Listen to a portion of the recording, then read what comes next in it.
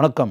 Cine mini இந்த நிகழ்ச்சியில் மக்கள் தலைமை எம்ஜிஆர் சம்மந்தப்பட்ட ஒரு விஷயத்தை நான் சொல்கிறேன். உங்களுக்கே நல்லா தெரியும், பணக்கார குடும்பம் அப்படின்னு சொல்லிட்டு ஒரு திரைப்படம் 1964 திரைக்கு வந்த திரைப்படம். மக்கள் தலைமை எம்ஜிஆர் கதாநாயகியாக நடித்தது. அப்போ வந்து அபிநய சரஸ்வதி அப்படின்னு போடுவாங்க. அபிநய சரஸ்வதி சரோஜாதேவி கதாநாயகி.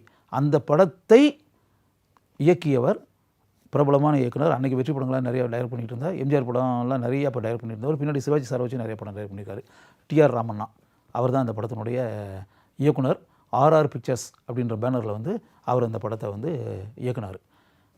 வெற்றி படம், 100 days ஓடின படம். அதில் வந்து ஒரு குறிப்பிட்டு இந்த இடத்துல நான் சொல்கிறதுக்கு காரணம் என்னென்னா, அந்த படம் 1964 வந்து அந்த படம் எடுத்தாங்க இல்லையா. நான் அந்த படத்தை அந்த காலகட்டத்திலே நான் வந்து சிறுவனாக இருந்த காலகட்டத்திலே அந்த படத்தை நான் பார்க்கும்போது எனக்கு ரொம்ப பிளாக் அண்ட் ஒயிட்டில் எடுக்கப்பட்ட படம் தான். அந்த படத்தில் இருக்கக்கூடிய இடம்பெற்ற எல்லா பாட்டுமே சூப்பர் ஹிட்டு. எம்ஜிஆர் அப்போ நல்லா இளமையாக பெரிய லெவலில் வந்து வெற்றி பெற்று அப்படின்லாம். எம்ஜிஆர் இப்போ அரசியல்லாம் கிடையாது, அரசியல் எம்எல்ஏ வாங்கி அதெல்லாம் ஒன்றும் கிடையாது. அந்த டைமில் முழுக்க திரையுலகத்திலேயே எம்ஜிஆர் வந்து குடிகட்டி பிறந்து எம்ஜிஆர் வந்து சூப்பர் ஸ்டாராக, சிவாஜி கணேசன் இன்னும் ஒரு சூப்பர் ஸ்டாராக வலம் வந்துக்கிட்டு இருக்கக்கூடிய காலகட்டம் அது. பணக்கார குடும்பம் மிகப்பெரிய அளவில் வெற்றி பெற்ற ஒரு படம். அந்த படத்தை வந்து அதில் ரொம்ப ஆச்சரியமான ஒரு விஷயம் என்னென்னா, அதனுடைய காட்சிகள் ஃபுல்லாகவே அப்படியே மனசுக்குள்ள அப்படியே இன்றைக்கும் என் மனசுக்குள்ள அப்படியே ஆழமாக ஓடிக்கிட்டே இருக்குது. அதில் எம்ஜிஆர் வந்து அப்படியே கதாநாயகர் எம்ஜிஆர் ஜோடியாக வந்து சரோஜாதேவி ஆக்ட் பண்ணியிருப்பாங்க. அதில் வந்து டிஆர் ராமண்ணாவை பொறுத்தளவு ஒரு விஷயத்தில் வந்து ரொம்ப அப்ரிஷியேட் பண்ணணும். டிஆர் ராமண்ணா வந்து அந்த பாடல் காட்சிகளை படமாக்கின்ற ஒரு மேட்டரில் அவருக்கு நல்லா தெரியும். படம் வந்து வெற்றி பெறக்கூடிய ஒரு படமாக இருந்ததுன்னா என்னென்ன விஷயங்கள்லாம் வேணும், அது காதல் காட்சிகள்லாம் எப்படி இருக்கணும், ஸ்டண்ட்டு இதெல்லாம் இப்படிலாம் அமைக்கணும், பாடல் காட்சிகளை எப்படி பிக்சரைஸ் பண்ணணும். அந்த பாடல் காட்சிகளை பிக்சரைஸ் பண்ணுறதுல சில அநேகமாக பெரும்பாலான படங்களில் அவர் சில தனித்துவமான சில வேலைகள்லாம் பண்ணுவார். இண்டிவிஜுவாலிட்டி அப்படின்றதுல அந்த இண்டிவிஜுவாலிட்டின்ற ஒரு மேட்டர் வந்து அப்படியே வந்து அது வந்து வெளியே தெரியாது. அதை வச்சு பப்ளிசிட்டிலாம் பண்ண மாட்டார். இந்த படத்தில் நாங்கள் இப்படி பண்ணியிருக்கோம். இப்போல்லாம் இப்போ சாதாரணமாக ஏதோ ஒன்று பண்ணாங்கன்னா அதையே படம் ஆரம்பித்ததுலேருந்து பண்ணிக்கிட்டே இருப்பாங்க. இப்படி பண்ணோம் அப்படி பண்ணோம்னு சொல்லிக்கிட்டே கிடப்பாங்க. அப்படியே சோஷியல் மீடியாவிலேருந்து, பிரிண்ட் மீடியாவிலேருந்து, தொலைக்காட்சியிலேருந்து எல்லாரும் அப்படியே வந்து ஒரு எதிர்பார்ப்பை உண்டாக்கி படம் திரைக்கு வந்து அப்படியே இப்போ ஆடியன்ஸ் படம் பார்க்குறதுக்கு முன்னாடியே நம்ம அந்த படத்துக்கு மேலே ஒரு பெரிய எக்ஸ்பெக்டேஷனை க்ரியேட் பண்ணி அந்த பர்டிகுலர் காட்சி எப்போ வரும்னு சொல்லி ஒரு எதிர்பார்ப்பை தூண்டி அப்படின்ற மாதிரி ஒரு மேட்ரு ஒன்று ஓடிக்கிட்டே இருக்கும்ல. இந்த மாதிரிலாம் டிஆர் ராமண்ணா எந்த படத்துலையுமே அப்படி பண்ணதே கிடையாது. பண்ணதில் அவர் பாட்டுக்கு சைலண்டாக அமைதியாக பண்ணிவிட்டு பேப்பர் புக்கில் கூட அப்படி ஒரு மேட்ரு வராது. இப்படி நாங்கள் பண்ணோன்னு கூட வராது. அதில் வந்து ஒரு இது இருக்கும். அதில் வந்து ஒரு பர்டிகுலர் சாங் அதில் வந்து எம்ஜிஆரும் சரோஜாதேவியும் பேட்மிண்டன் விளையாடுறதுன்ற பூப்பந்து மைதானத்தில் பூப்பந்து விளையாடுறது. பறக்கும் அது பறந்தோடி வரும் தூது அப்படி ஒரு பாட்டு இருக்கும். நீங்கள் ஃபுல் சாங்கை பார்த்தீங்கன்னா, அதாவது அந்த பேட்மிண்டன் ராக்கெட்டுன்றோம்ல, அந்த பூப்பந்து மட்டையை 2 பேர் வச்சுக்கிட்டு எம்ஜிஆர் வந்து ஒரு ஒயிட் பேண்ட் போட்டுப்பார், ஒரு டிஷர்ட் மாதிரி கருப்பு டிஷர்ட் மாதிரி ஒன்று போட்டிருக்கோம். அதேமாதிரி சரோஜாதேவி ஒரு பிளாக் அண்ட் ஒயிட் மூவி தானே, பிளாக்கில் வந்து ஒரு சுடிதார் போட்டிருப்பாங்க. போட்டு வந்து அப்படியே சீத்ரோ ஷால் அப்படின்ற அப்படியே ஒரு மெல்லிசான ஒரு துப்பட்டா அப்படி போட்டிருப்பாங்க. இளமையாக சரோஜாதேவி அழகு. எம்ஜிஆருக்கு ரொம்ப பொருத்தமான ஜோடி சரோஜாதேவி. ஜெயலலிதாவுக்கு வர்றதுக்கு முன்னாடி ரொம்ப பொருத்தமான ஜோடி. எம்ஜிஆர் கூடனால சரோஜாதேவி தான் கதாநாயகி எல்லா படங்கள்லையுமே.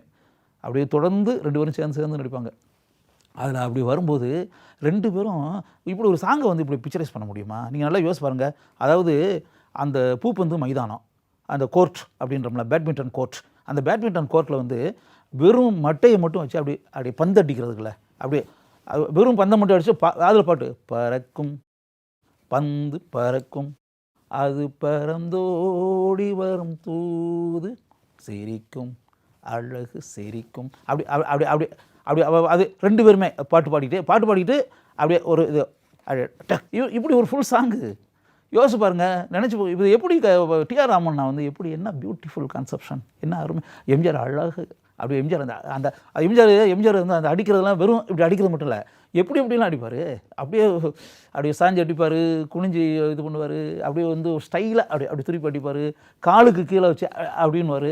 சரோஜாதேவி பியூட்டிஃபுல் அப்படின்னு. நான் அந்த இதை வந்து அப்படியே சின்ன பையனை வந்து அந்த படத்தை நான் பார்க்கும்போது அப்படியே அசந்துட்டேன். நான் வந்து ஆக்சுவலாக பார்த்தா அந்த படம் ரிலீஸ் ஆகி ஒரு 2 வருஷம் கழிச்சு நான் அந்த படத்தை பார்க்கும்போது நான் ஒரு 5th ஸ்டாண்டர்ட் படிச்சுக்கிட்டு இருந்தேன். ஆக்சுவலாக 5ஆம் வகுப்பு படிக்கும்போது அந்த படத்தை பார்க்கும்போது எனக்கு அப்படியே ஆழமாக என் மனசுக்குள்ள அப்படியே அந்த படத்தினுடைய பாடல் காட்சிகள் அப்படியே நைட் எஃபெக்ட்டு, ஃபுல்லாக நைட் எஃபெக்ட்டு, யாருமே கிடையாது. இப்போ நீங்கள் வந்து கூட்டமாக 100 பேர் அப்படியே எக்ஸசைஸ் பேட்டர்னில் அப்படியே ட்ரில் இப்போ நடனம் ஆடிக்கிட்டு இருக்காங்கல்ல கூட்டமாக, அந்த மாதிரிலாம் மேட்ரு ஒன்றுமே கிடையாது. 2 கேரக்டர், சரோஜாதேவி எம்ஜிஆர் மட்டும்தான். அதுலேயும் வந்து பெரிய ஸ்டெப்பு அதெல்லாம் ஒன்றும் கிடையாது. சும்மா 2 பேரும் வந்து ஒரு மட்டையை வச்சுக்கிட்டு இப்போ பந்தை வந்து அடிக்கிறது தான். பந்து அடித்து அது அப்படி ஒரு சாங்கு. அது வந்து எம்எஸ் விஸ்வநாதன், ராமமூர்த்தி 2 பேரும் இரட்டையர்கள். மெல்லிசை மன்னர்கள் எம்எஸ்வி ராமமூர்த்தி, விஸ்வநாதன் ராமமூர்த்தி அவங்க இசையமைச்ச படம். கண்ணதாசன், கவியரசு கண்ணதாசன் எழுதின பாட்டு. டிஆர் ராமண்ணா வந்து இயக்கம். எம்ஏ ரஹ்மான் மிகப்பெரிய கேமராமேன், அவர் தான் அந்த படத்துக்கு கேமராமேன். அவர் வந்து எம்ஏ ரஹ்மானுடைய லைட்டிங், இப்போ நம்ம லைட்டிங்கிறோம், அந்த நைட் எஃபெக்டில் என்ன பியூட்டிஃபுல்லாக, நைட் எஃபெக்டில் வேறு எதுவுமே தெரியாது. அந்த அப்படியே பின்னாடிலாம் அப்படியே இருட்டு, அந்த பேட்மிண்டன் கோர்ட்டில் அந்த வலை மட்டும் இருக்குல்ல, அந்த வலை மட்டும்தான் தெரியும். எம்ஜிஆரும் சரோஜாதேவி தெரிவாங்க மட்டும் தெரியும், அவ்வளோதான். பாக்கி எதுவுமே கிடையாது, ஃபுல்லாக அப்படியே இருட்டு. அந்த இருட்டில் வந்து நைட் எஃபெக்டில் வந்து என்ன பியூட்டிஃபுல் லைட்டிங், எக்ஸ்ட்ரானரி. இந்த காலத்தை கடந்து அப்படி பார்த்தா எப்படிப்பட்ட மேதைகள் இந்த திரையுலகத்தில் இருந்திருக்கிறாங்க.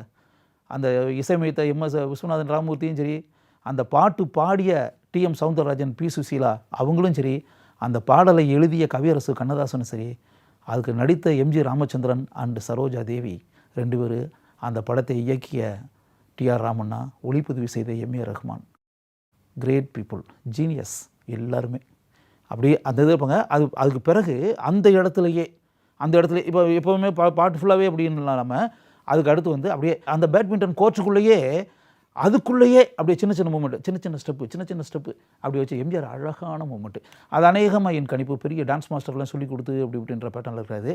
ரொம்ப அருமை, ஜென்டில் மூமெண்ட், அப்படியே கிரேஸ்ஃபுல் மூமெண்ட்னுள்ள எம்ஜிஆர் அவ்வளோ அழகாக இருக்கும். இப்போவும் நீங்கள் சாங்கு இங்கே யூடியூப்பில் முடிஞ்ச அந்த சாங்கு வந்து முடிஞ்சால் அந்த படத்தை பார்க்க முடிஞ்சுன்னா பாருங்கள். அப்படி இன்கேஸ் படத்தை பார்க்குறதுக்கான இது 3 மணி நேரம் உட்காந்து பார்க்குறது கொஞ்சம் கஷ்டம், டைம் இல்லை அப்படி இப்படின்ற மாதிரி இருந்துச்சுன்னா இந்த பாட்டை மட்டும் பாருங்கள்.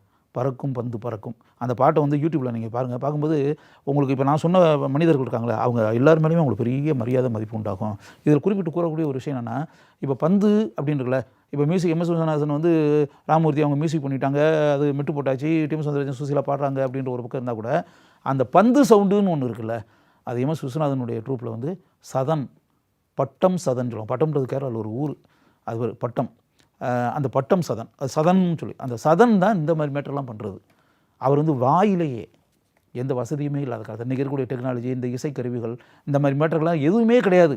இன்றைக்கி இருக்கக்கூடிய சவுண்டு, இந்த விஷயம் எதுவுமே கிடையாது. இந்த எஃபெக்ட்டு இதெல்லாம் எதுவுமே இல்லாத காலத்தில் வெறும் வாயில் வந்து அந்த அந்த அது அப்படி பண்ணி அவருக்கே வந்து அது ஆக்சுவலாக 23 தடவை 25 தடவை என்ன பண்ணியிருக்காரு. பண்ணிவிட்டு அது வாயை கோணிருச்சான் அவருக்கு பண்ணி அப்படின்னு. அப்போ இன்றைக்கி சதன் கிடையாது, விஸ்வநாதன் ராமமூர்த்தி கிடையாது, டிஎம் சௌந்தரராஜன் கிடையாது, எம்ஜிஆர் இல்லை, அப்படிலாம் காலங்கள். எம்ஏ ரஹ்மான் இல்லை, டிஆர் ராமண்ணா இல்லை, கவியரசு கண்ணதாசன் இல்லை. அப்படி இன்றைக்கி யோசிச்சு பார்த்தா இன்றைக்கி இருக்கிறதுல என்ன, பி சுசீலா அம்மா இருக்காங்க, சரோஜா தேவி அம்மா இருக்காங்க. யோசிச்சு பார்த்தா பாக்கி எல்லாருமே நம்மளை விட்டு பிரிஞ்சு விடைபெற்று போயிட்டாங்க. இன்றைக்கி காலங்கள் கடந்து ஓடிப்போச்சு. கடந்து ஓடின பிறகு அந்த 1964ஆம் ஆண்டு ஒரு பாடல் பிக்சரைசேஷனில், பாடல் படமாக்கப்பட்ட விதத்தில் டிஆர் ராமண்ணா எப்படிப்பட்ட ஒரு புதுமையை அந்த காலத்தில் செய்திருக்கிறார். அந்த செய்ததுனால தான் காலத்தை கடந்து அந்த பாடலும், அந்த பாடல் காட்சி படமாக்கப்பட்ட விதமும், அந்த திரைப்படமும் மக்களின் உள்ளங்களில் வாழ்ந்து கொண்டிருக்கிறது என்பதை நாம் புரிந்து கொள்ள வேண்டும் என்பதற்காக நான் கூறுகிறேன்.